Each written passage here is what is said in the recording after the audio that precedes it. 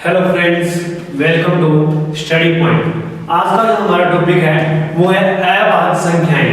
अभाज्य संख्याएं या प्राइम नंबर जो संख्याएं हैं वो कौन सी संख्याएं होती है, किन संख्याओं को जो है वो प्राइम नंबर संख्या कहा जाता है।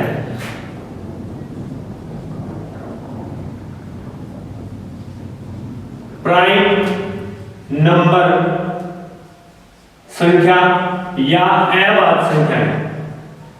अभाज्य जो संख्याएं हैं वो कौन सी होती है, ये हमारा आज का टॉपिक रहेगा।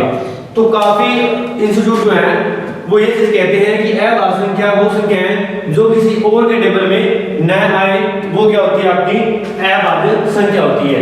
लेकिन ये बिल्कुल ही गलत रहती है, क्योंकि इसमें एक पॉइंट और ऐड करने वाला होता है। वो क्या होता है कि अभाज्य संख्या वह संख्या जिसके दो गुणनखंड हो। कितने? दो गुणनखंड हो, वह जो संख्या है वो संख्या कहलाती है आपकी अभाज्य संख्या। दो गुणनखंड का मतलब ये होगा कि जैसे मैंने यहां पर लिया 3, क्लियर है। ये 3 जो है इसको या तो ये किससे डिवाइड है, 1 से डिवाइड है, और या किससे डिवाइड है, 3 से डिवाइड है। यानी जिसके सिर्फ कितने गुणनखंड बने, 2 गुणनखंड बने, वही संख्या आपकी क्या कहलाती है, अभाज्य संख्या कहलाती है। ना तो क्या हो 2 से ऊपर हो और ना ही 2 से कम हो, तो वह संख्या कौन सी संख्या कहलाती है, अभाज्य संख्या।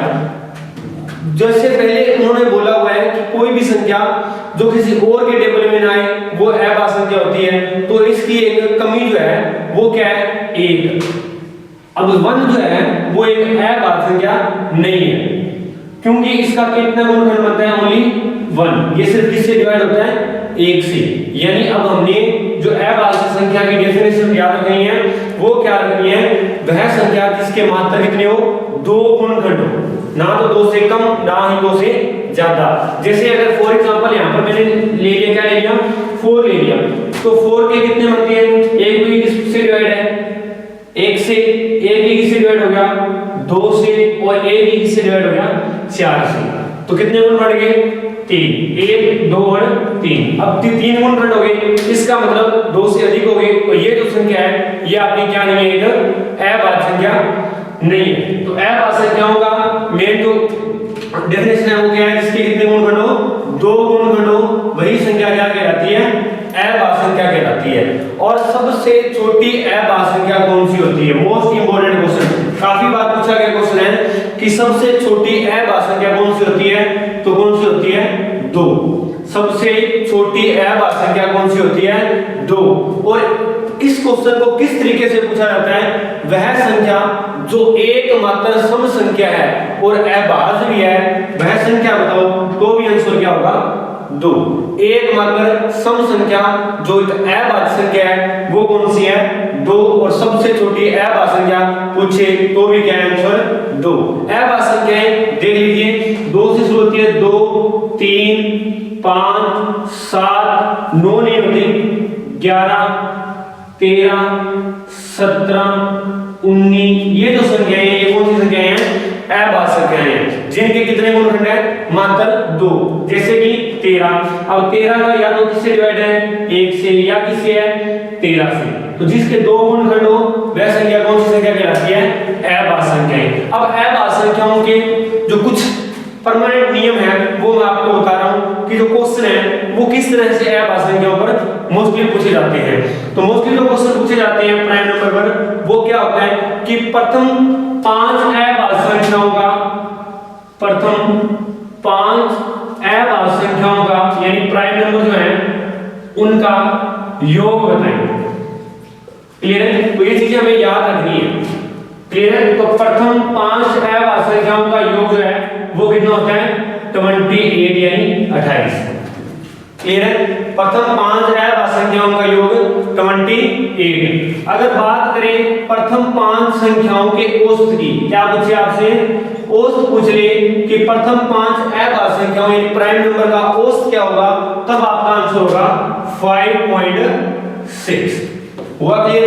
अगर प्रथम 5 संख्याओं अभाज्य संख्याओं का योग पूछे तो कितना होगा, 28। अगर औसत पूछे तो कितना होगा, 5.6। क्लियर है। सेकंड क्वेश्चन इसमें क्या पूछा जाता है कि प्रथम 10 अभाज्य संख्याओं का प्रथम 10 अभाज्य संख्याओं का प्रथम 10 अभाज्य संख्याएं जो है उनका योग बताएं। तो प्रथम 10 अभाज्य संख्याएं जो है उनका जो योग होता है वो होता है 129 129। क्लियर है? प्रथम 10 अभाज्य संख्याओं का जो योग होता है वो कितना होता है 129। यदि बात कर ली जाए कि प्रथम 10 जो संख्याएं हैं अभाज्य उनका औसत पूछ ले, क्या पूछ ले आपसे, यदि आपको क्या पूछ ले, औसत पूछ ले, तो प्रथम 10 अभाज्य संख्याओं का जो औसत होता है वो होता है 12.9। हुआ क्लियर? यानी प्रथम 5 का पूछे, प्रथम 5 अभाज्य संख्याओं का योग 28, औसत पूछे तो 5.6। प्रथम 10 अभाज्य संख्याओं का योग पूछे तो 129 और औसत पूछे तो 12.9। अब कुछ बातें और याद रखनी होती है। वो क्या पूछते हैं कि 1 से लेकर 50 तक कितनी अभाज्य संख्याएं होती हैं। 1 से लेकर 50 तक कितनी अभाज्य संख्याएं होती हैं।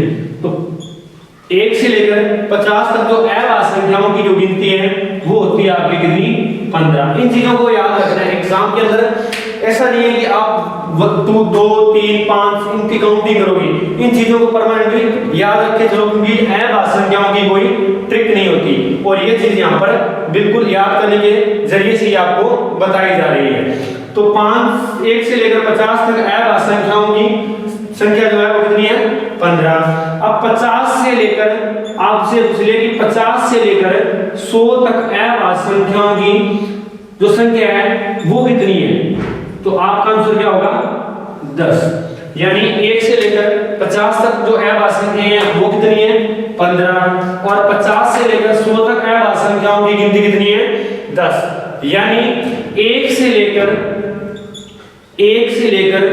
100 तक अभाज्य प्राइम नंबर जो है उनकी संख्या कितनी है, तो आपका आंसर क्या होगा, 25 यानी 25। तो आज हमने जो बात की वो किस लेवल की कि प्राइम नंबर क्या होते हैं, अभाज्य संख्याएं क्या होती है। तो अभाज्य संख्याएं वह संख्या जिसके मात्रा कितने गुणनखंड हो, 2, ना तो 2 से कम और ना ही 2 से ज्यादा। वो संख्याएं कौन सी संख्या कहलाती है, प्राइम नंबर संख्या जिसके कितने गुणनखंड हो, 2। प्रथम 5 अभाज्य संख्याओं का योग 28 और औसत 5.6। प्रथम 10 अभाज्य संख्याओं का योग 129, औसत 12.9। 1 से लेकर 50 तक अभाज्य संख्याओं की संख्या 15 और 50 से लेकर 100 तक अभाज्य संख्याओं की संख्या 10। यानी 1 से लेकर 100 तक अभाज्य संख्याओं की अगर गिनती पूछे आपसे तो कितनी होती है, 25। तो आज का जो हमारा टॉपिक था प्राइम नंबर वो आपको कैसे लगा, और इस जो लेक्चर को है वो ज्यादा से ज्यादा शेयर करें, कमेंट करें, लाइक करें। Thank you.